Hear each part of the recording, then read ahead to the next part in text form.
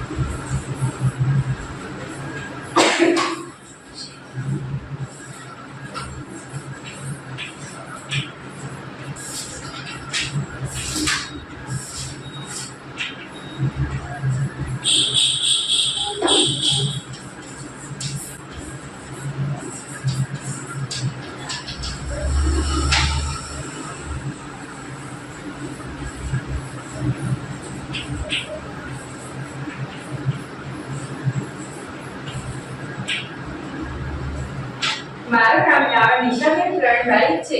હું સ્વામી વિવેકાનંદ સર્વોદય bank education college મહેસાણાની પ્રશિક્ષણાર્થી છું. તો આજે આપણે નામાના મૂળતત્વ વિષયમાં એક મહત્વના એકમ બિન વેપારી સંસ્થા વિશે અભ્યાસ કરીશું. જે સંસ્થાનો મુખ્ય હેતુ નફો કરવાનો હોય છે તેવી સંસ્થાને વેપારી સંસ્થા કહે છે. તેવી જ રીતે જે સંસ્થા નફાના હેતુથી નહીં પરંતુ સેવાના હેતુથી અસ્તિત્વમાં આવે છે તેને બિન વેપારી સંસ્થા કહે છે. જે આપણે કેટલાક ઉદાહરણ દ્વારા સમજીશું.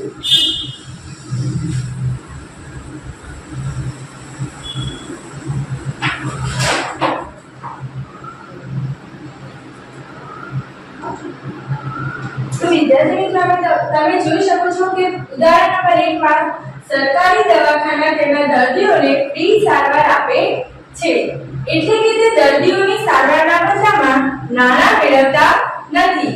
એટલે તેનો હેતુ સેવાનો હોય છે. તો સરકારી દવાખાનાનો હેતુ સેવાનો હોય છે. તેથી તે બિન વેપારી પ્રકારની સંસ્થા કહેવાય છે.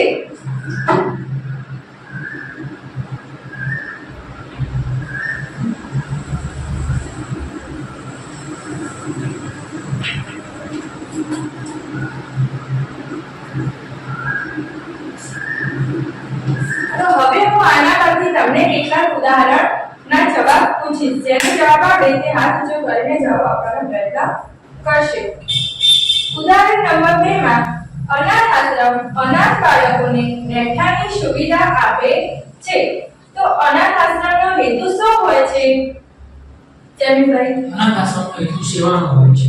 ખૂબ જ સરસ.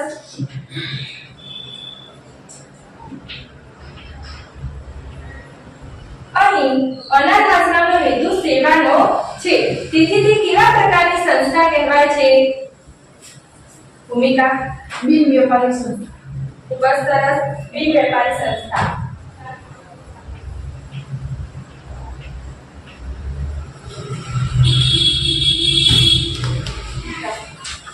ઉદાહરણ નંબર 3 માં રિલાયન્સ ઇન્ડિયા લિમિટેડ તેની પેદાશ વેચી નફો કમાય છે.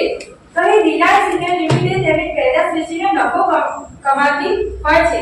તેથી તેનો હેતુ શું હોય છે?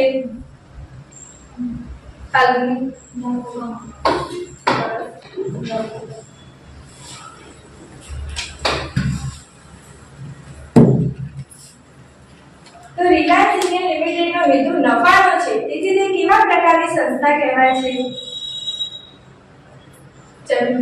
રિલાયન્સ ઇન્ડિયા લિમિટેડનો હેતુ નફાનો છે. તેથી તે વ્યાપારી સંસ્થા કહેવામાં આવે છે.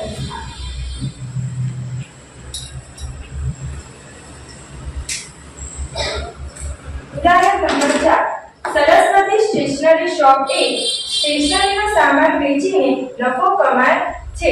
તો સરસ્વતી સ્ટેશનરી શોપનો હેતુ શું છે? અને સરસ્વતી સ્ટેશનરી શોપ એ સ્ટેશનરી નો સામાન વેચીને નફો કમાય છે. તેથી તેનો સંસ્થાનો હેતુ નફો કમાવાનો છે.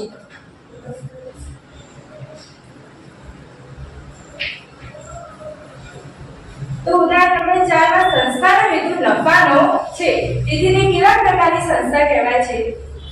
કોમેન્ટ. વ્યાપારી સંસ્થા.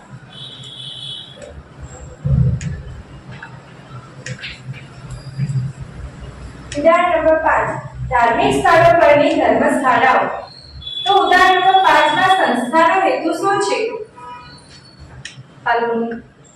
ઉદાહરણ નંબર 5 માં સેવાનો હેતુ.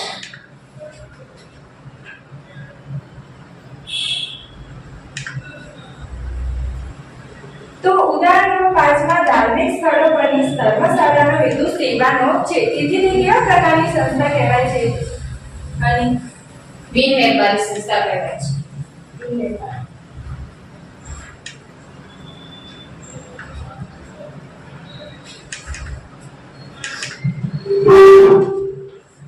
ઉદાહરણ નંબર 6 લાયન્સ ક્લબ. લાયન્સ ક્લબનો હેતુ શું હોય છે? લાયન્સ ક્લબનો હેતુ સેવાનો હોય છે.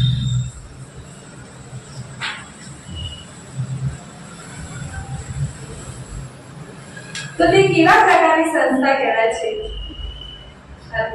બિન વેપારી.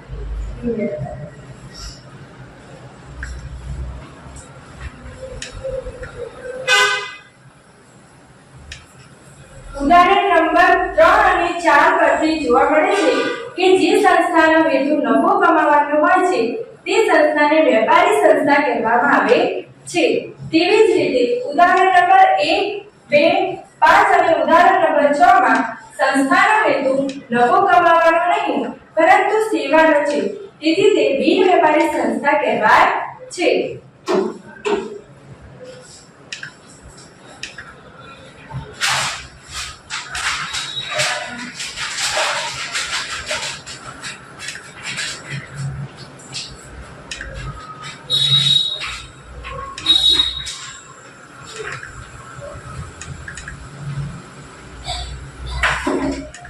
હવે તમે મને આ ઉદાહરણો પરથી બિન વેપારી સંસ્થાનો અર્થ જણાવો.